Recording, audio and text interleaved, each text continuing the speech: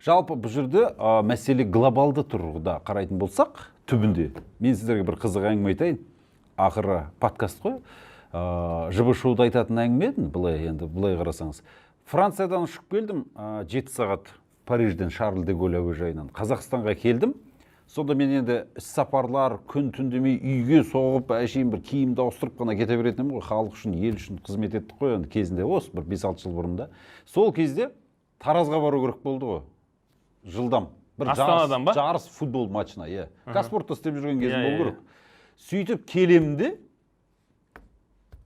пойызға билет жоқ, самолетке билет жоқ, түк жоқ. Таразға 27 сағат бардым Астанадан, ойлашы.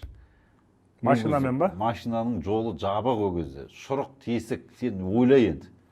Осындай жағдай Қазақстанның ішінде бір жерден бір жерге бармаймыз. Сонда 2013 жылы Достастық кубогі деген жарысқа бардым мен. Бауыржан Исламхандар, Абат Айымбетовтер 18-19 жас кезінде.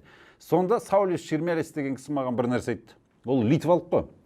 Сонда айтады: Ермұхамед, сен түсінші, қазақ футболының дамымай жатқанда мен саған қазір бірдеңе айтсам, сен күлесің, ол сендердің жерлерің дәу, үлкен дейді.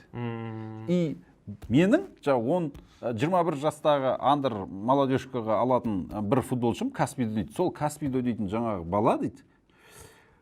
Алтайға барыпты қонаққа, Өскеменге дейді, матчпен. Алтай командасы. Пойызбен барған ғой сонда Каспий. Ойбай, ортасында дейді Минск мен Лиссабонның ортасы ғой анау дейді, масқара. Бүкіл Европа ғой дейді. Анау 3,5 күн жүріп барған ғой. Иә, И 10 минутқа заменге шығып, 3,5 күн обратно кеткен ғой. Бір апта жаттығудан тыс қалып отыр ғой сонда. Пойызда доширак жеген.